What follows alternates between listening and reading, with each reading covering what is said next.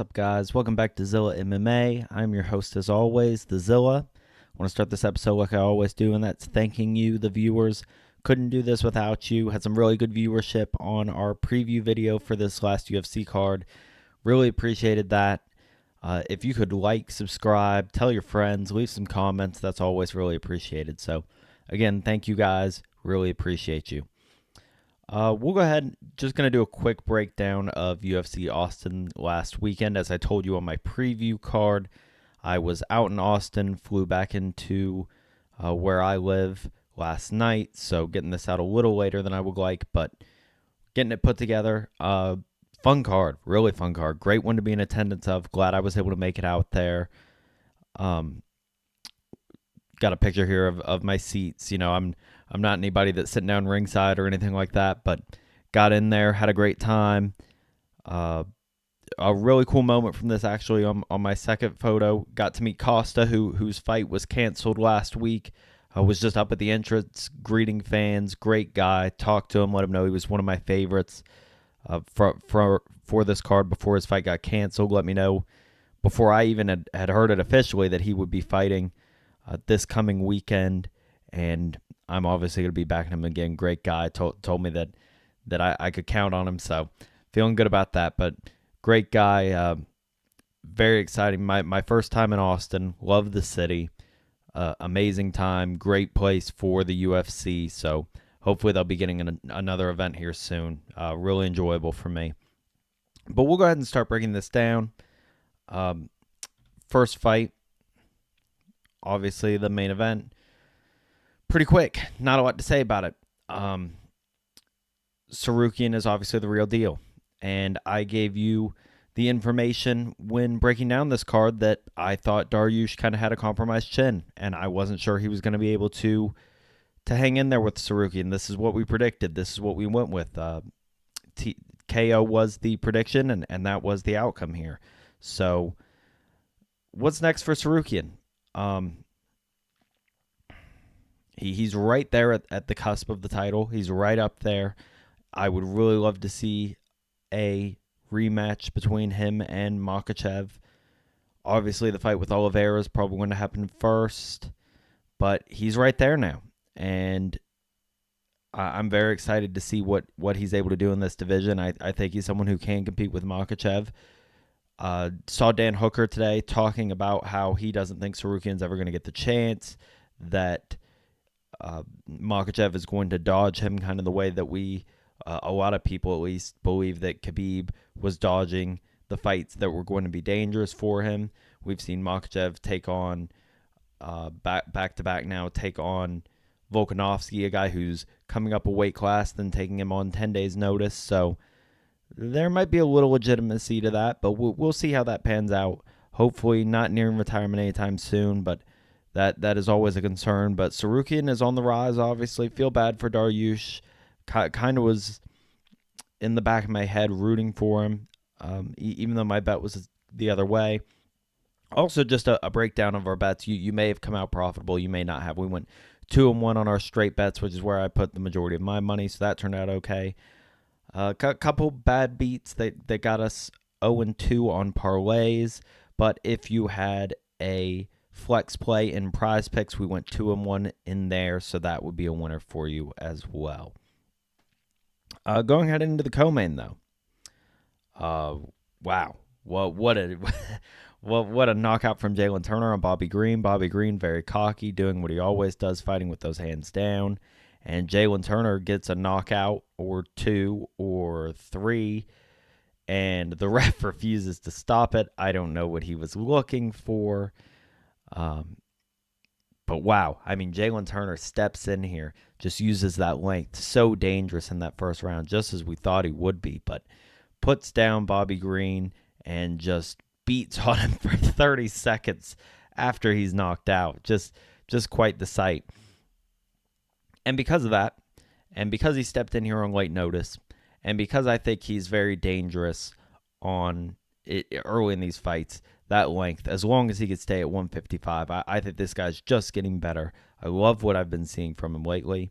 And for those reasons, he is going to be our second addition to Zilla's Heroes and Zeros.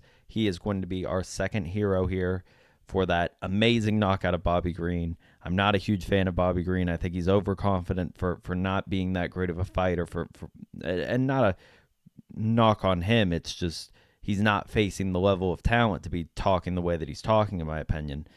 And gets a heat check by Jalen Turner. I love to see it. So he's going to be on Zilla's Heroes. Moving into the next fight, another one we got right. This is the end of the card. We were spot on. Figueiredo makes the move up to 135 seamlessly. Rob Font scared me a little bit getting that jab out there. That was our biggest concern with him, but it seems like the speed and the strength has translated up to 135. Now the question is, are both of these guys a little past their prime? Is it possible that Rob Font isn't at a high level 135 anymore, and we have a little more confidence in Figueiredo than we should at this point? It's possible. It's certainly possible. But I liked what I saw from him. He went out, got that win for us. So very nice for Figgy. Next one, just pure domination here for Sean Brady. Start to finish, I thought if Kelvin could come in here, make 170, and be in this fight, that he could potentially resurge his career. I no longer feel that way, and I feel he's let me down one too many times. I'm not sure he's fully in it. A lot of the takedowns, it seemed like he was just falling backwards. They were barely takedowns. Very frustrating for me as someone betting on him to sit there and watch him just get controlled for 3 straight rounds and finish with a Kimura, which, if I'm being honest, just doesn't happen that much in high-level fighting. It's kind of disappointing to see. And for those reasons, unfortunately, even though I was a big fan of him for a long time, Kelvin's going to be our first addition to the Zeros. I can't continue to back him. I can't keep putting money behind a guy who's just not showing up. Even this drop to 170 doesn't seem to be enough to get his head right. And so that's going to be it for me with Kelvin. I don't know how much longer he's going to be around. But he's not going to be getting any more of my money. So we'll move on from that. Joaquim Silva versus Clay Guida. Clay Guida did get around in here. The crowd really was rooting heavy for Guida. Really want him to pull this out. But we all knew that wasn't going to be possible. Good for Guida making it to the end. I thought this was going to be finished inside the distance. He put up a good fight. But clear 29-28 here, in my opinion, for Joaquim Silva. Rear naked choke here for Stoltzfus. Tough one for us. Was on Punahele. Not a ton to say about this. A very unfortunate fight for us that it went the way that it did. But good for Stoltzfus getting the win there. Another one, a dog that we hit on, a slight dog. Misha Tate goes out and gets the win. Just kind of controls Avila through the entire fight. Not going to say Avila quit. Maybe was looking for a way out in that third round. Just a tough fight for her. She was dominated pretty much start to finish. So very, very impressive from Tate. Like as we knew, we hadn't seen Avila in so long. We didn't know what to expect from her. We had an idea of what we could expect from Tate. Pretty inspirational speech from her there at the end about people wanting her to retire and her knowing she still had something left to give. So maybe we're going to see a good bit more from her. I don't know. I'm excited. That went very well for us. So going to keep an eye on her in the future. First of the two, just crazy slams. Just don't know how you let that happen twice on one card. I've only remember seeing it a handful of times, and all the time I've watched the UFC, and two guys trying to grab an armbar get knocked out on a slam. The fighter lifts them up while they're in that submission attempt. They don't let go, as they should be letting go in that position, as Daniel Cormier spoke on, you're normally not supposed to try and slay him from that position. But it worked out for two fighters on this card, and I think it's a mistake to hold on in that position, especially the angles these guys were coming down on. Both these fighters smart enough not to keep the straight arm, but to drop them on the side of their head and get the knockout on both of them. So we take the loss there with Zach Reese on that one, and get the win with our other single bet, which was Drakkar Klose. And I think he would have won this fight regardless, in my opinion. I think he was putting on a good performance here, but we get the win there with Klose. I'm very confident in him going forward. Weird work on the mic from him. I don't know. I don't know if I like it or not. Just saying he would take the lowest level guys in the UFC because he just wants to get the paychecks. He's honest. You can't say there's a lot of fighters that feel that way that aren't saying that out there on the mic. He wants to get paid. I can't criticize a guy for that. I don't know if it makes me feel better or worse about him as a fighter and betting on him going forward, but he wants win bonuses, so I don't know. Could be a positive for us, really. Moving into this one, we got the knockout with Bellato. Another one we predicted. Felt good about that one, so happy to see that. Hey, Chester. Guest appearance on the show. And then we have Jared Gooden, an unfortunate one for us here.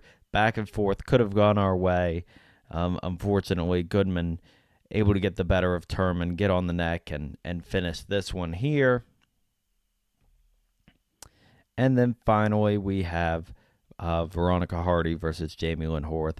This one probably hurt me most on the card. I haven't had time to go back and watch this fight yet live. I thought Horth got this fight 29-28. Unfortunately, loses the split decision. That was a tough one for us. That was the one we had parlayed with Tsarukyan. So that's one of our parlay losses. So unfortunate there, but overall, a fun card. A card you're not going to hear me complain about because just a great time visiting Austin, seeing some great fights, some great knockouts, some great performances, some fighters who going forward I feel like are going to do some great things in their careers. So it's always a cool thing to be there in person for events like that. But yeah, that's going to wrap it up for this card. Obviously, we'll have a video out for our predictions on the next card coming up later in the week. But I really appreciate you guys, as I've already said. Really appreciate the opportunity to talk with you and give my picks. And we'd love to hear from you guys and what you're looking forward to coming up in the UFC. But until next time, guys, really appreciate you. Please keep watching, like and subscribe. See ya.